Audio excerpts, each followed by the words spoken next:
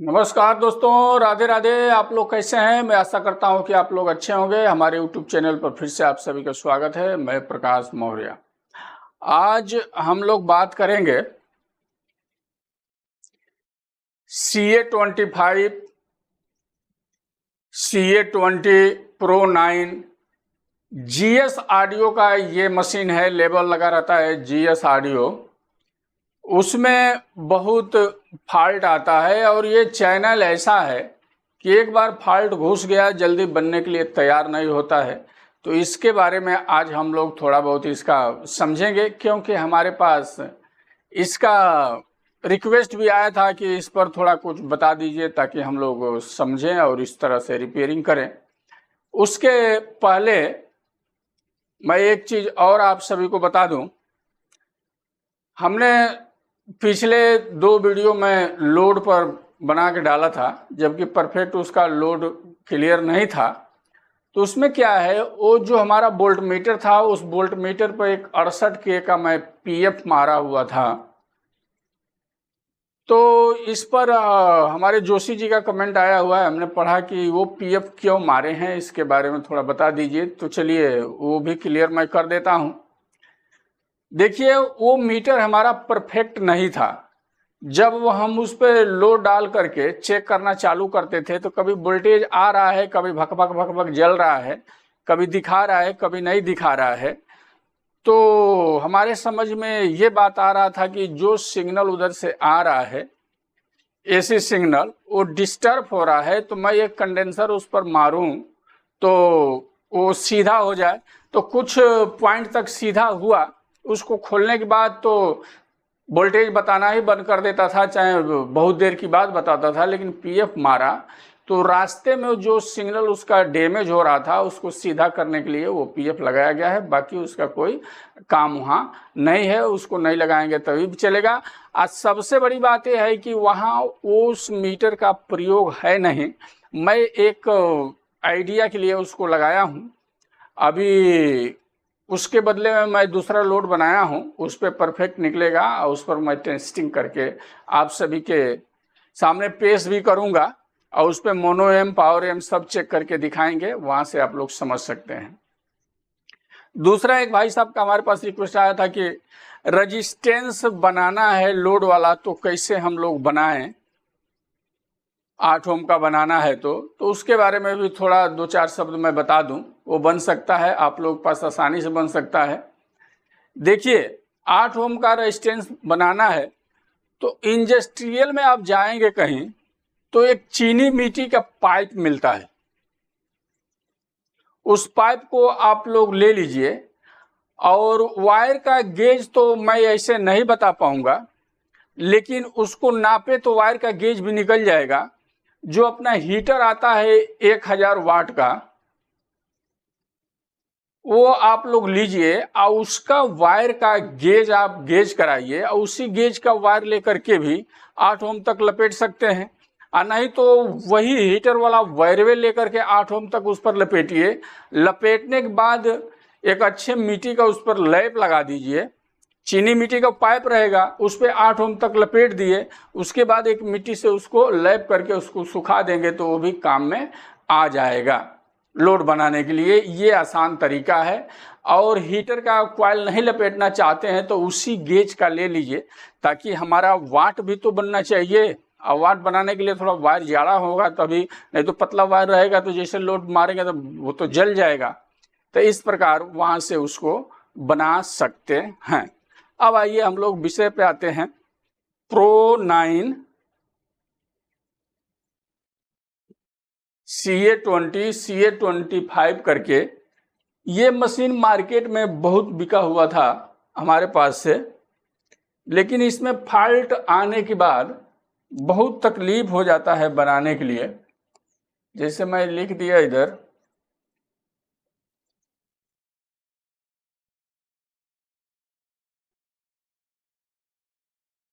आइए उसको समझ लेते हैं, फिर देखते हैं।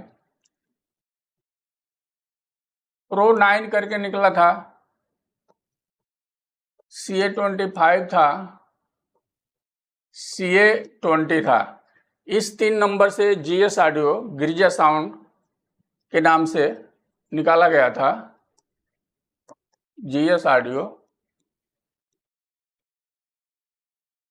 इसके बारे में आज हम लोग थोड़ा बात करेंगे, ताकि आप लोगों के पास ये मशीन होगा तो ये इस प्रकार का चैनल रहता है, उसमें देखे होंगे।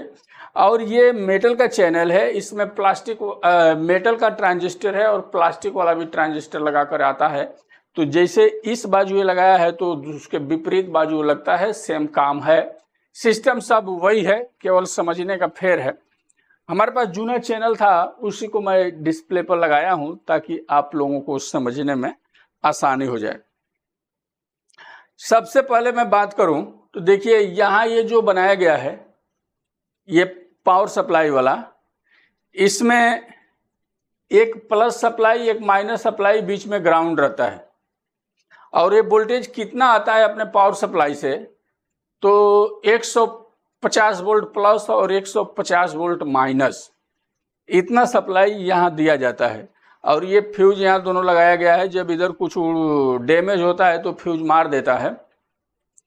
अब ये सप्लाई बना करके एक ऐसा इन्वर्टर सप्लाई इसमें बनाया गया है जो हमारे ट्रांजिस्टर पर 12 वोल्ट से कम मिलना चालू हो जाता है कलेक्टर पर, और उसी 12 वोल्ट सप्लाई पर ये इतना तगड़ा बजता है कि बजने का कहेंगे तो बहुत ही बेहतरीन, बहुत तगड़ा, बहुत पंच दे करके बजता है। इसमें फॉल्ट ऐसा आ जाता है, ये ट्रांजिस्टर जो हम देख रहे हैं ना, इसके कलेक्टर पर 12 वोल्ट बनना चाहिए, उस पर यदि 50 वोल्ट बन जाएगा, और या 150 का 150 बन गया, 100 वोल्ट बन गया किसी एक साइड में, तो ये मशीन ऑन नहीं होगा और बजेगा नहीं। अब ये फॉल्ट कैसे बनेगा, इसमें कई ठे कारण हो जाते हैं। ये वोल्टेज बिगड़ गया तो आपको बहुत झेलाएगा। अब बाकी यदि ये ट्रांजिस्टर उड़ के आया, यहाँ मोस्फेट लगे रहते हैं, आप लोग खोलेंगे सेट तो दिखेगा, यहाँ एक ट्रांजिस्टर, यहाँ एक ट्रांजिस्टर आता है NGW281 और 3G302 करके, दोनों किनारे पे एक लगते हैं, बीच में एक डायोड इधर और दो मॉस्फेट इधर और दो मॉस्फेट इधर लगाते हैं। मॉस्फेट का नंबर इसमें रहता है 82N25, उसको भी मैं क्लियर करते जाऊं। 8225 यदि लिखा हुआ है तो आप उसको समझने के लिए समझ सकते हैं कि वो 82 एम्पियर और 250 वोल्ट का मॉस्फेट है। अब वो नहीं मिल रहा है तो उसके रेंज में आप लोग लगा सकते हैं दूसरा भी कोई, तो ये आपके गणित मालूम रहेगा तो कोई भी मॉस्फेट लगा सकते हैं, क्योंकि ये मॉस्फेट भी बहुत महंगा है, करीबन 450-500 का एक मॉस्फेट हो गया है मार्केट में। सप्लाई जब ट्रांजिस्टर का बिगड़ता है तो ये भी शॉर्ट होकर आएगा, उड़ के आएगा, तभी भी सप्लाई बिगड़ जाता है। अच्छा चलिए, ये तो उड़ के आया, शॉर्ट होकर के आया, ओपन होके आया, तो हमने दूसरा लगा दिया। सारा इधर के आउटपुट के ट्रांजिस्टर जो हैं ये यदि बिगड़ गए हैं, शॉर्ट हो गए हैं, इसको भी हमने लगाया, मॉस्फेट भी सही कर दिया, डायोड वगैरह उड़ा है वो भी सही कर दिया। उसके बाद भी वोल्टेज क्लियर नहीं होगा तो मशीन ऑन नहीं होगा। और इस मशीन में यही ज़्यादा फॉल्ट आता है कि यहाँ का सप्लाई ही बिगाड़ देता है, बिगड़ जाता है, चाहे इसमें कुछ भी बदली कर दो, जल्दी बनने के तैयार नहीं होता है। उसके बारे में मैं आप सभी को बताना चाहूँगा कि इसमें क्या क्या जाता है, उसको चेक करेंगे तो बन सकता है। देखिए इसमें क्या रहता है, ये मॉस्फेट वगैरह आप क्लियर सही सलामत लगा दिए। और एक चीज और पहले बता दूं, इसमें यहां पर देख सकते हैं आप 4.7 ओम का रेजिस्टेंस रहता है, जो बेस वाइसिंग के लिए काम करता है, वो भी बहुत उड़ता है, और वो ढका हुआ रहता है, इस रजिस्टर के बीच में दिखता नहीं है दोनों किनारे। कभी कभी वो भी फेल हो जाता है तो काम गड़बड़ हो जाता है, उस पर ध्यान नहीं जाता है, तो जरा रिपेयर करते समय ये रेजिस्टेंस खोल करके हटा के वहाँ चेक कर लेना है। चेक करेंगे, जैसे ट्रांजिस्टर वगैरह भर दिए, सब सही कर दिए, तो ट्रांजिस्टर के बेस कलेक्टर इमीटर पर जब कंटिन्यूटी नापेंगे तो वहाँ आपको मालूम गिर जाता है, तो वहाँ से आप जजमेंट लगा सकते हैं कि अभी ये बोर्ड क्लियर नहीं हुआ है। तो उस परिस्थिति में ये रेजिस्टेंस वगैरह चेक करना रहता है। तो उसमें कैसे मालूम गिरता है, समझिए कि ट्रांजिस्टर के बेस पर आपने एक मीटर का फ्रॉड रखा और दूसरे से कंटिन्यूटी चेक कर रहे हैं, तो एक तरफ से तो बता देगा, और दूसरी तरफ से क्या होगा, आपके कलेक्टर पर नहीं बताएगा और मीटर पर करीबन 10 ओम के लमसम बताना चाहिए, और किसी किसी में ज़्यादा भी बताता है। और 4.7 ओम का रजिस्टर है तो समझिए 4.7 ओम पर का भी बता सकता है। इस तरह का उन लोगों को डिजाइन रहता है कुछ। तो जब इमीटर पर नहीं बताए तो आप समझ जाइए कि इसमें से वो रेजिस्टेंस 4.7 का कटा हुआ है, उसको जरा रजिस्टर ये खोल करके ध्यान से देख लेना है। एक बात ये क्लियर हो गया। दूसरा, यहां आप लोग गौर से देखिए, देखिए जीनर लगा है, हमको दिख रहा है, आप लोगों को नहीं दिखता होगा कैमरे में, तो ये देखिए, ये मैं घुमा रहा हूं, यहां आप लोग ध्यान से देखिएगा, ये जीनर थोड़ा भी शॉर्टिंग हो जाएगा तो ये वोल्टेज बिगाड़ के रख देता है, चलने नहीं देता है, तो इस पर जरा ध्यान देना है। उसके बाद ये बीच में ये जो दो ये लगे हुए हैं, जिसका हीट सिंक निकला हुआ है, ट्रांजिस्टर टाइप का है, वो भी एक प्रकार का मॉसफेट भी है, ये भी डिस्टर्ब रहता है तो ये वोल्टेज बिगाड़ेगा और मशीन को ऑन नहीं होने देगा। ये फॉल्ट मेरे को बहुत मिला है, इसमें का मशीन मैं बहुत बनाया हूँ। ये सिलवासा साइड में देखा जाए तो इसमें का मशीन बहुत लोग खरीद के ले गए हैं, बहुत बिका है और हमारे पास बहुत रिपेयरिंग में आया है। ये हो गया। इसके अलावा इसमें और भी एक फॉल्ट आता है। यहाँ 2 ट्रांजिस्टर लगे हैं, वो भी डिस्टर्ब होके आते हैं। चलिए, ये सब सही है, तो इसमें एक आईसी का मैं नंबर इधर बड़ा करके लिख के रखा हूं, A2601, आप लोगों को दिख जाएगा, बड़ा लिखा हूं। ये आईसी भी डिस्टर्ब करता है तो इधर का ये वोल्टेज खराब करेगा और मशीन ऑन नहीं होने देगा। तो दोनों आईसी एक साथ में डाल देना है, दोनों किनारे पर रहता है। आप लोगों को मैं दिखाना चाहूं तो देख सकते हैं, देखिए एक यहाँ है और एक यहाँ है, देखिए यहाँ और एक यहाँ, दोनों आईसी साथ में डालना है। सब चीज चेक करने के बाद आईसी का भी फॉल्ट रहता है उस परिस्थिति में, इसलिए ये मशीन ऑन नहीं होने देता है, मशीन सही नहीं होता है। ये जो वोल्टेज यहाँ देंगे वही वोल्टेज उठा के यहाँ दे देगा, घटाएगा भी। यदि 50-50 वोल्ट दोनों तरफ आ जाएगा तभी भी नहीं चलेगा। इस चीज को समझ लीजिए। शुरू में ही बोला, ये इन्वर्टर सप्लाई है, मॉसफेट द्वारा रेगुलेट करा करके एक ऐसा सप्लाई बनाते हैं 12 वोल्ट से कम रहेगा तो वो चलना चालू हो जाता है, ज्यादा सप्लाई हो जाता है तो नहीं चलता है। ठीक, ये बात क्लियर हो गया। यहां तक तो आप चेक कर लिए, आप गौर से चेक कीजिएगा। उसके बाद ये सब ट्रांजिस्टर तो जल्दी खराब होकर नहीं मिला है। इसमें क्या मिला है, एक चीज और, अब इसका जो ऑसिलेट करने का क्रिया बनाया हुआ है इस मशीन में, जरा गौर कीजिएगा मेरे बातों पर, ये किधर से बना दिया है, प्रियम से। ये सब सही रहने के बाद इस प्रियम में भी खराबी हो जाता है तो आपको ये चालू नहीं होने देता है। अब उसको चेक करने के लिए देखिए कि हीट सिंक लगा हुआ है, इसमें कुछ अपना रेगुलेटर आईसी सब लगाए हुए हैं, जैसे अपना 7815 होता है, 7805 रहता है, उस टाइप का है। और कुछ अलग भी इसमें नंबर आता है, ये भी डिस्टर्ब करता है तो हो जाता है। और यहाँ एक रेजिस्टेंस 3 वाट में लगा है, वो ले आकर के इसको मिला करके यहीं से 15 वोल्ट सप्लाई जनरेट कराया जाता है। तो यहाँ भी एक 15 वोल्ट का जीनर बांधा है, वो जीनर भी बहुत शॉर्ट होता है, वो भी शॉर्ट हो जाएगा तो ऑन नहीं होने देगा और दिखेगा भी नहीं। तो रेजिस्टेंस पर जब आप हाथ रखेंगे तो बहुत ज़्यादा हीट होगा, तो आप समझ जाइएगा कि उधर वो जीनर शॉर्ट है। उसको खोलेंगे, दूसरा डालेंगे तो आपका सप्लाई क्लियर हो जाता है, बनना चालू हो जाता है। और इसके प्रियम में 5532 SMD IC लगा रहता है। ये तो मैं डीप वाला बोर्ड लाया हूँ बड़ा, कि आप लोगों को दिखेगा। बाकी SMD IC रहता है, वो भी IC डैमेज होती है तो नहीं चालू होता है।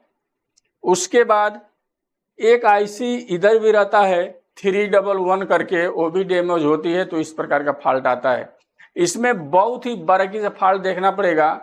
और देखिए ये ऐसा डिजाइन किया हुआ है, इतना बारीक बारीक प्रिंट घुमा करके चारों तरफ से नचाया है।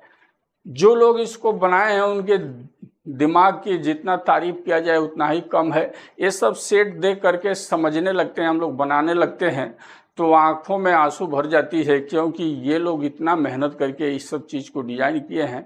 हम लोग उन लोगों के सामने कुछ भी नहीं है, एकदम अंडे के नीचे हैं। फिर भी हम लोग बहुत अपने आप को 30 मार खाओ समझने लगते हैं। एक औजार 250 का बना दिया तो बाप रे बाप, मैं तो बहुत बड़ा मैकेनिक बना, बहुत बड़ा टेक्नीशियन हो गया, अपने अंदर घमंड आना चालू होता है। लेकिन ये लोग कितना लगाए हैं, हम लोग तो इन लोगों के आगे एकदम जीरो से ही जीरो हैं। ये लोग कितना मेहनत किए हैं, कितना परिश्रम किए हैं, कितना दिमाग लगाए हैं, कितने इसके बारे में पढ़े होंगे ये लोग, इतना घुमाए हैं इस चैनल में कि बहुत ही परेशानी हो जाता है। और किसी तरह इसमें फॉल्ट आ गया तो ये बिगड़ जाता है, बनता नहीं है। और जजमेंट भी आप लोग नहीं लगा पाएंगे, चाहे हम भी नहीं लगा पाएंगे कि किधर का फॉल्ट है। ये तो करते करते इतना अंजाद हो गया है कि समझ में आ जाता है कि चलो ये चेक करो तो हो जाएगा, और हो भी जाता है। बनाते बनाते पहली बार ये जब मशीन आया था तो मैं बहुत परेशान हुआ, दिन भर लेकर के बैठे रह जाता था। लेकिन हमने क्या किया, जो फॉल्ट मिलता गया लिखता गया, और सर्किट को प्रेस किया, देखा, समझा किधर से कहाँ जा रहा है, कैसे है, कहाँ से क्या सप्लाई बनाया है, इसमें कैसे डिस्टर्ब होता है, बहुत समझा इसको, बहुत मेहनत किया इसके पीछे, तो आसानी से इस समय ये बन जाता है। इस तरह का फॉल्ट इसके ये प्रियम से भी गड़बड़ी होता है तो इधर का वोल्टेज डिस्टर्ब कर देता है। इस चीज को भी आप लोग ध्यान में रखिए। ये ट्रांजिस्टर जो लगे हैं 340 350, ये भी जल के आते हैं, ये भी डैमेज होते हैं, उसको भी चेक करना है।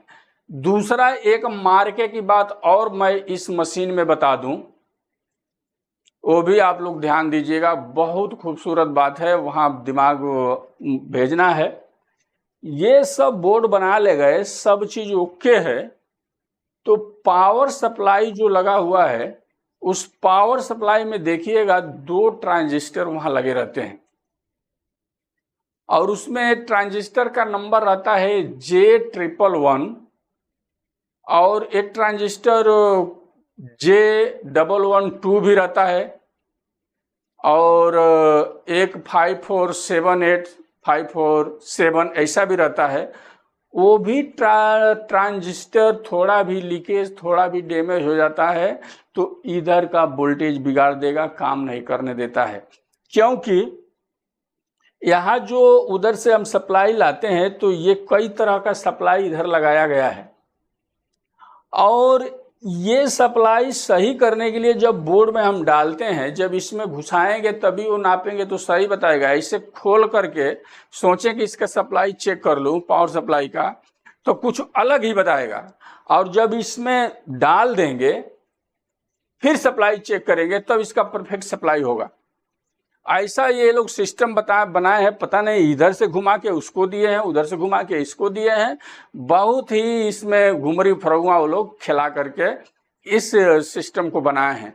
तो वहाँ जो 2-3 ट्रांजिस्टर है छोटा छोटा, उस पर भी आप लोग गौर कीजिएगा, क्योंकि बोर्ड तो बना रहे हैं, सब कुल ओके हो गया, तो वहाँ भी जाके एक बार चेक कर लेना है, क्योंकि वहाँ से भी फॉल्ट वो आता है। और ये मिला हुआ प्रैक्टिकल फॉल्ट है, कोई थ्योरी की बात इसमें मैं नहीं घुसा रहा हूँ। जो मैं करते करते जो हमारा अनुभव है वो अनुभव आप लोगों के सामने शेयर कर रहा हूँ। वो ट्रांजिस्टर खराब रहता है तभी भी ये वोल्टेज बिगड़ जाएगा।